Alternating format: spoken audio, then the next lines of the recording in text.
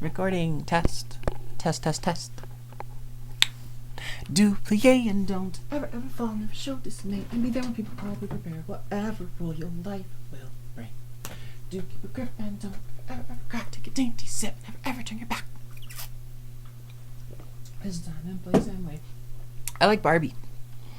I don't necessarily say it's one of my favorite things.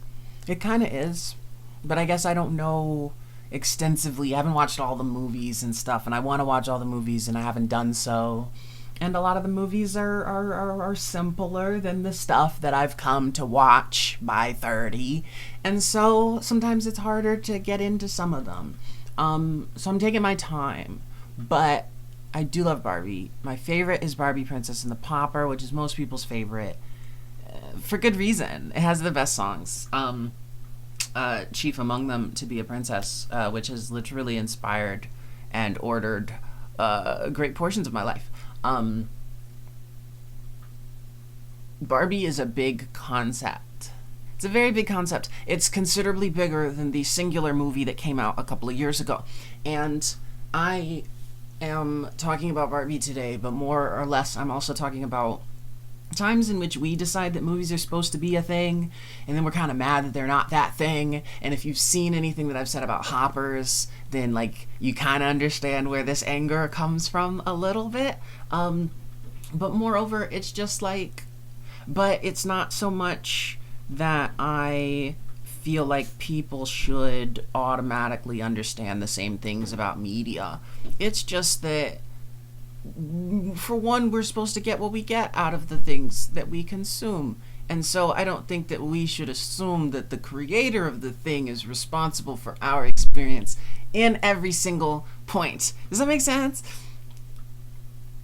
I'm simply saying that your experience of the thing is different than the creator's intention behind the thing. And I think a lot of times the creators aren't the ones saying that the movie was supposed to be your perfect introduction to feminism, but at the same time being complex enough to speak to the ways in which feminism has evolved over the years, while somehow still being something that can be enjoyed by both ancient fans of the Barbie franchise as a whole, newish people like myself, new 30, who are interested in the new millennia content of Barbie, and current actual children.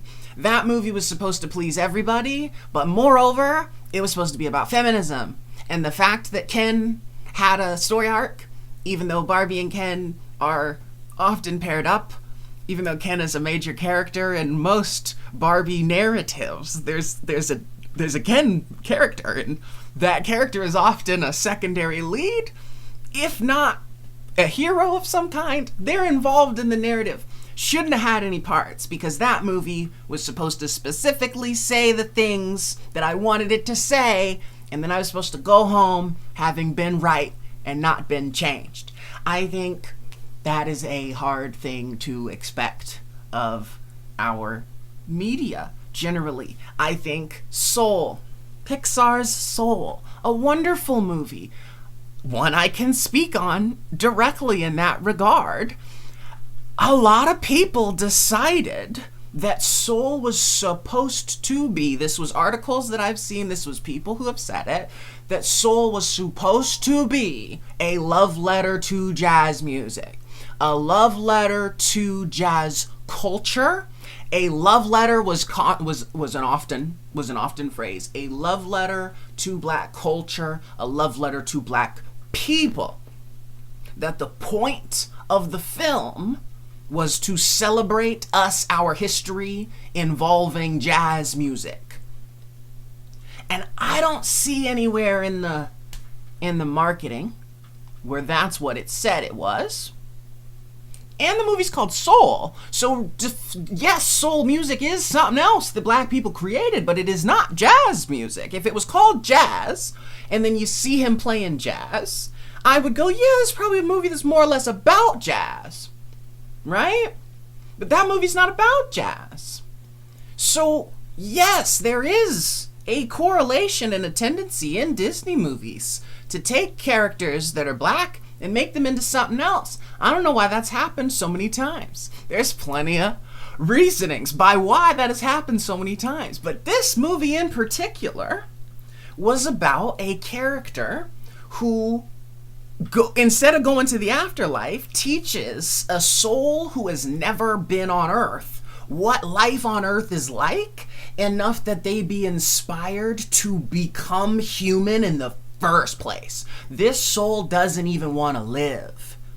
It wants to just skip to the afterlife, because what's the point of being a person, right?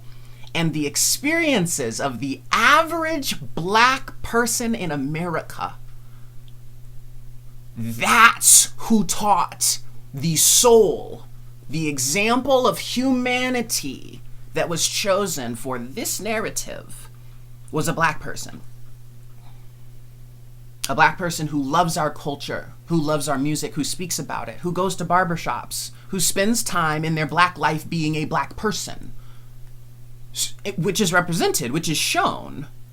The black person's mind is removed from their body, and we see them puppeted by a different character for some of the movie, and so you took a black person out and put a white actor into their...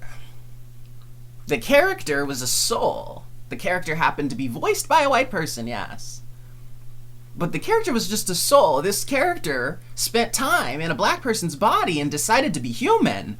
Damn! That's cool! I'm sorry. That's cool. I think that's really cool.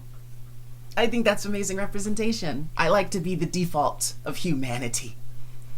I felt very good watching that movie. I felt very represented. Some of you guys got mad because Soul was supposed to be a love letter to jazz music, because you saw them play instruments in the trailer. You decide what a movie is supposed to be, and then decide if you're going to enjoy it, if it measures up to the thing. And that's not what art is. That's not what art is. That's not what we should want art to be. Yes, that's what the nostalgia critic wants art to be. That's what a lot of critics, that's what a lot of our internet culture over the past 20-ish years has wanted art to be.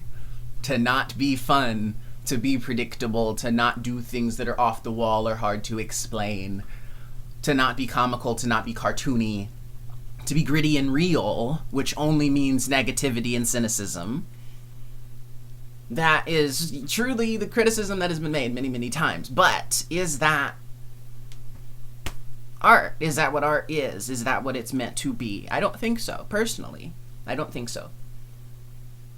Personally, I want art to affect me, to change me, to give me an experience that I didn't expect to get.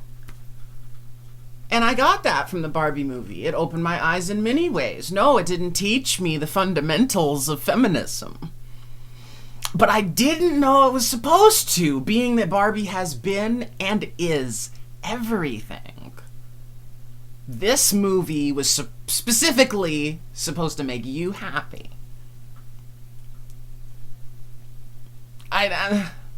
Okay. Okay.